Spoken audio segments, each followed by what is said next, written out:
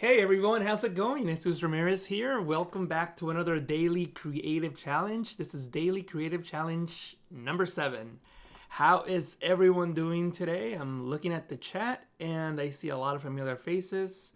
I see Ken, Chad, Bobby, Claudie, Diana, Sam, Mark. How is everyone doing today? Thank you for being here with me. Today is Wednesday. How is the middle of the week going for you? It's morning time here in the San Francisco Bay Area in beautiful California. Where are you guys at? I see that we have Kat from the UK, Carla from San Francisco. So yeah, just right across the street from me, basically. Detroit, Michigan. Another person from the UK, Claire. Thank you for being here with me. Today's challenge is going to be all about working with color, and in your photos we're going to talk about color grading. If you don't know what that is, don't worry, I'm going to discuss it. But before we get into Photoshop, there's a couple things I want to mention. Number one is, if you haven't already, make sure that you come into the behance.net/challenge/Photoshop page and click on this big beautiful blue button. That way you can join the, actually the button's not there anymore. This is chat with the community. Sorry about that. I guess it's, the challenge is almost over and we're going to be ending in just 2 more days on Friday. But you can chat with the community, and the way that you would do that is by clicking on that button or clicking on this button or going into the Discord page. The link is right above my head.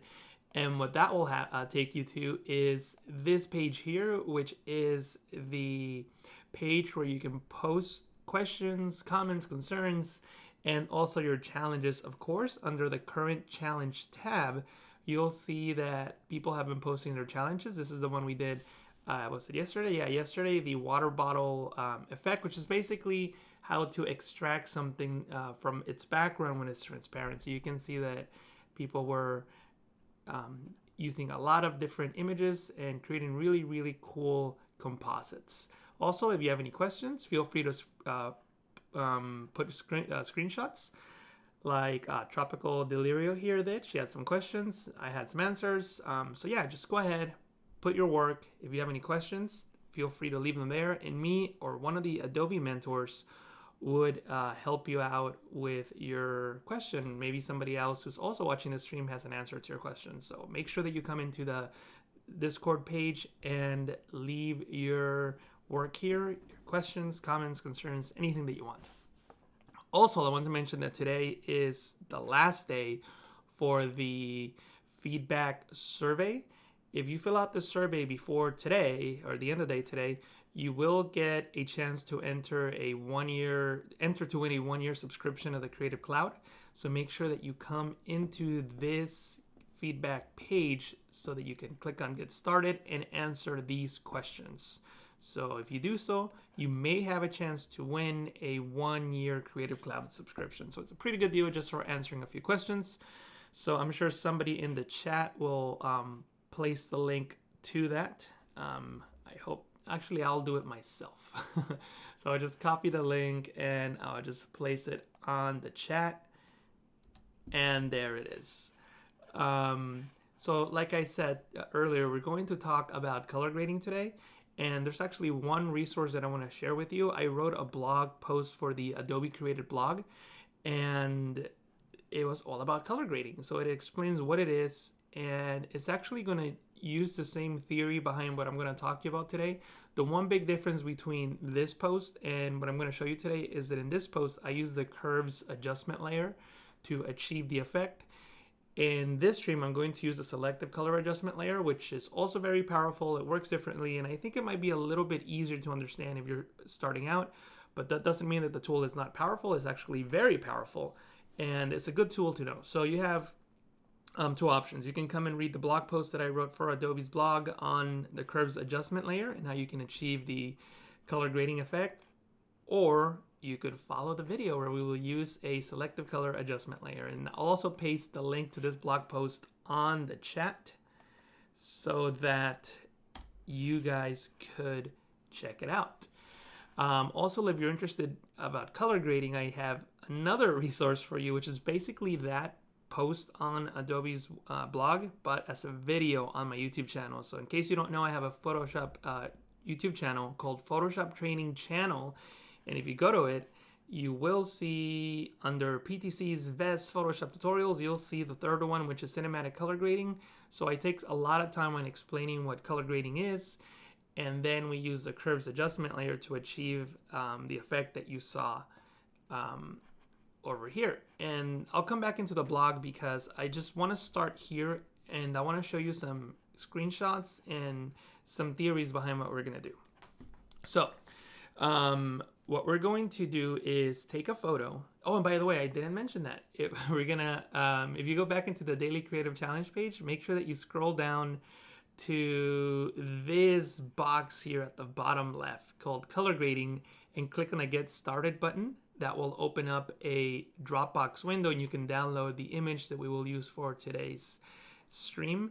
You can obviously use your own photo if you like, but if you don't have one, you can try it with this image. You can practice with this one at least and then try it out with one of your own photos. Maybe you can go out and take a picture with your phone. That will work just fine. So what I was saying, back to cinematic color grading, and one thing I wanted to talk about was what color grading is. So you might have heard the terms color correction and color grading. So the difference is that color correction tries to neutralize the tones in an image. So you might go out and shoot a photo and it's too yellow or too blue or too something, and you try to neutralize it to balance the grays out. You're just trying to remove any unwanted color cast. So that's what color correction would be. Color grading is a term used for film, but you could also use it for photography these days. And what it means is applying a color to tell a story. So your first step on most photos will be to color correct it to remove any unwanted colors and then apply colors to that image, color grading, so that you could tell a story.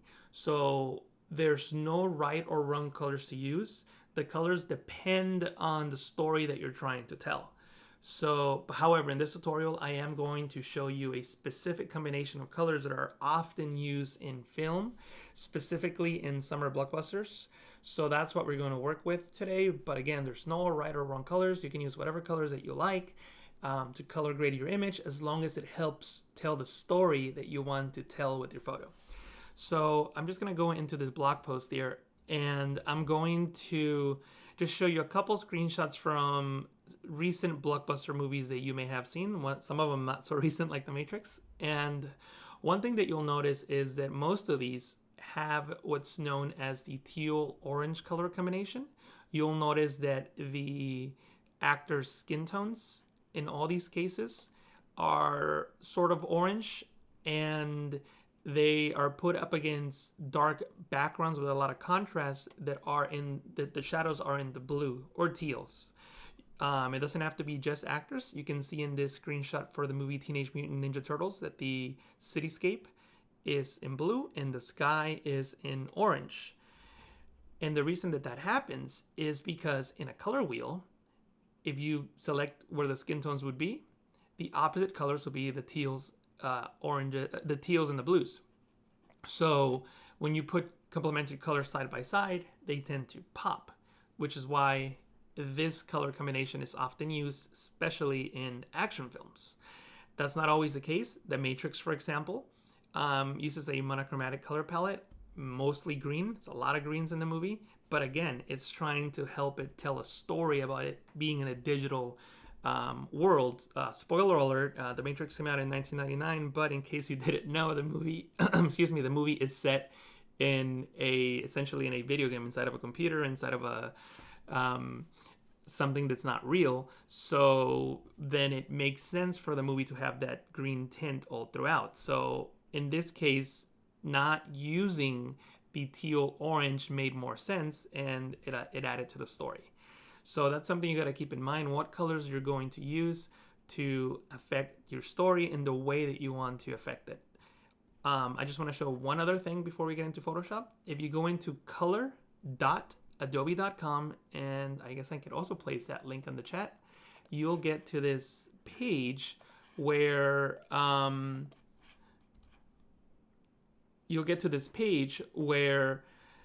you're going to have a color wheel, and this color wheel will show you. I'm trying to see the chat. I don't know if I pasted it. If I didn't paste it, could somebody paste it for me? Anyway, thank you. Sorry, I've looked over the chat and I don't see it, so I'm wondering if like a bunch of you are just typing stuff and it just went right over the screen and I didn't see it. But anyway, color.adobe.com, and from this page you can select the different color harmonies. So if you select complementary, you can click and drag on these points and you'll see how if I start selecting skin tones, more or less what a skin tone would be, the opposite colors will be that. Another popular color combination will be the green and reds. So feel free to use whatever color combination that you like. You can also select, for example, monochromatic, and this is more like the matrix, you know, just like a bunch of shades of green. So the color wheel can help you think about the colors that you're going to apply to your image and what colors look good next to each other. So this is a very good resource for you to have. So highly recommended. And you can also save your colors by clicking on this save button, the blue one, and it'll save the colors to your Creative Cloud in case you need to remember what the colors are. But anyway, so that's the resources I wanted to share with you before we actually got into the tutorial, or into the stream. I guess it is a tutorial. So this is Photoshop, and that's the image that we're going to use. One last time, just to make sure everybody heard, you can get to that image by going into the behance.net/challenge/Photoshop page and scrolling down and clicking on Get Started, which will open up a Dropbox link and you can download that photo into your computer. So make sure that you do that if you want to follow along with the image that I'm going to work with. And that's the photo right there. Now, I just want to make clear that in this case, we're going to follow the teal orange effect. Because it's sort of, you can think of this, maybe this is some sort of scene where we want to just make it seem more dramatic, make it seem more like an action movie. This guy's training for a big fight, something like that. So we want to make sure that we have the appropriate colors to tell the story that we want. So there's a lot of ways of adding colors to a photo in Photoshop, as you may know. The way that we're going to use in this tutorial is one of my favorite tools, not the favorite, but one of the top favorite. My favorite one is probably curves, to be frank with you, but selective color is still pretty good. Selective color adjustment layer. You can create it, and then obviously it creates an adjustment layer, and whatever adjustments you make to these sliders, it will affect the photo below. I'm going to click on this icon to reset the layer. So how does this adjustment layer work? As much as I like this adjustment layer, there's one downside to it. I really don't like the labeling system. You can see that there's a line that just says cyan, and then you can click and drag, and you're like, what's going on here? I can see that it takes away some red, and then adds some red. Like, what's the deal with this guy? Unfortunately, this tool, although it's very powerful, I don't think it shows you the proper relationship between colors, as well as another tool. So if you go into the color balance adjustment layer, you can see the relationship much better. I think it's much better labeled. So you can see how we have cyan and red on one side, magenta and green on the other, yellow and blue on the bottom slider. So that's the same exact thing as cyan, magenta, yellow, and then black. Obviously the opposite will be white. So if you forget the relationship between the colors on these sliders, just create a color balance adjustment layer and you can see it there. Also, another way of like quickly remembering it, well, I don't know how quickly it is, but if you go into image mode, you can see RGB, red, green, and blue. Directly below that, CMY. So red, cyan, green, magenta, blue, and yellow. That's another way of remembering it. But creating a color balance adjustment layer will show you the relationship between those colors. So I'm not going to keep it on this layer stack because I don't want you to get confused. But if you want to open it up in your project and just keep it there for reference, totally cool. So I'm going to delete that for now. But I just memorized the relationship between the colors now, so I don't really need it. So if you do need the reference, then leave it up. So what you can do is create the selective color adjustment layer, and we gotta make sure that we're working with the neutrals. So I always start working with the neutrals and move away from there. So what we want to do is apply that cool teal blue effect to the shadows and try to leave the skin tones as intact as possible. Make them a little more in the orange tones. So what I'm going to do is simply add a little bit of cyan and reduce the yellow, which will give me blue. Remember, the opposite of yellow is blue. And if you remember in those images I showed you from those movie stills, there was a lot of contrast in that with that effect. So what I'm going to do is I'm just going to increase the black. See that? And then I'm going to change the colors to blacks, and I'm going to increase the cyan and reduce the yellows as well. So see how I start creating that effect already? I mean, just by using those simple sliders, I start creating that cool blue tone effect. And you can see the before and the after, like completely changing the mood and feel of the photo. So that's what I'm really doing. I'm changing the mood and feel of the photo to try to tell a story.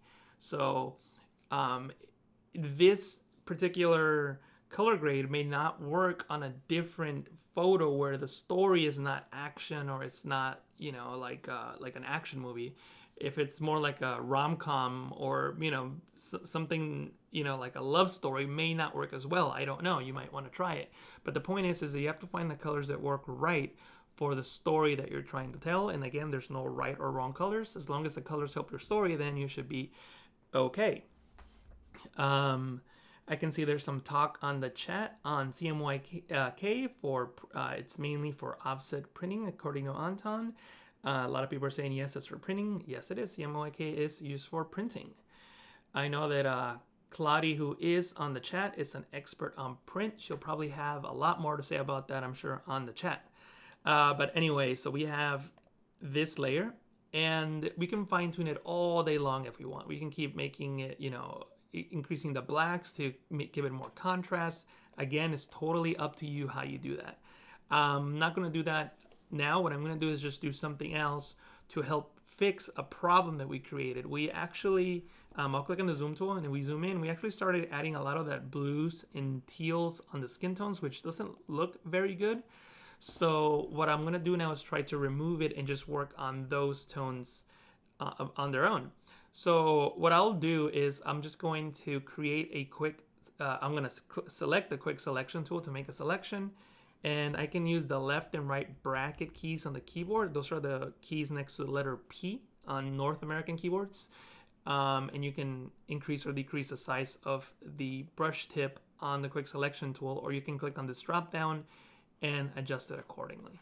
But anyway, what I'm going to do is just select his skin. And I think I've said it before on these one of these last 7 streams at least, that I like to make my selections really rough to begin with. I don't really like to fine tune selections or almost anything right in the beginning. I like to just throw everything on screen, make sure it's going to work. And when I realize that it probably will work, that's when I start fine tuning. So for now, I'm just going to quickly select the skin tones, and then I'll worry about making all these like little fine-tune adjustments like to his fingers here. But you know, I want to get a good enough selection, so I'm not going to be perfect, but I want it to be good enough. So I'm selecting his head and his beard, and now his other arm, and I think this might be good for what we're doing today. And I'll just remove the shorts here. All right, I think that looks good. What do you guys think? What I'm going to do now is create another selective color adjustment layer. And when you have a selection active and you create an adjustment layer, the adjustment layer's layer mask will take the shape of whatever selection you had active. So if I hold Alt Option on the Mac, you can see my layer masks. Once again, Alt on Windows, Option on the Mac to enable and disable a layer mask, or you can actually see the layer mask, I should say. So let me now make an adjustment to this layer. And what we want to do is now work with the skin tones. So we'll start again with the neutrals. And this time I'm going to go the other way, right? Because we added a whole bunch of cyan and blue to our image. So now we want to remove it from the skin tones. So I'm going to reduce the cyan, which will give me red, and increase the yellow. And you can see now that I'm getting more of that orange effect. See that? Before and after. And I can continue now working with maybe the blacks and do the same thing. Maybe just add a little bit of yellow, reduce the cyan, and go into the reds, and then fine tune the reds themselves by, you know, reducing the cyan, adding yellow, maybe this time adding a little bit of magenta, whatever your image needs to get that color that you want. One thing that I'll do is I'll select this layer, hold shift, click on the layer below and press Control G, Command G on the Mac, put it into a group, and we have our before and after. And once we get to this point, all you really need to do is just start fine-tuning the sliders, which is what I was talking about earlier. I don't like to start fine-tuning things at the beginning. Now that I know that this is going to work, I can see that the skin tones are just a little too orange, so maybe I gotta tone those down. I can do that so many different ways. I can do that by going back into the sliders and then adjusting the sliders, or simply by reducing the opacity. Whatever it's easiest or whatever gives you the results that you want. Also, I can now come in and work on my layer mask. So I can come in here and just start making these little fine-tune adjustments. Painting with white reveals, painting with black conceals. The different shades of gray give you different levels of luminosity or opacity, excuse me. And I can paint with white to reveal the effect in those areas and just make sure that everything is good. The X key on the keyboard, watch when I press X on the keyboard, it swaps the foreground and background color. So that's when I'm painting on a layer mask, I have my left hand, since I'm right-handed, I have my left hand on the X key so I can quickly switch between black and white. So if I switch to black, I hide the effect because I don't want the effect on the punching bag.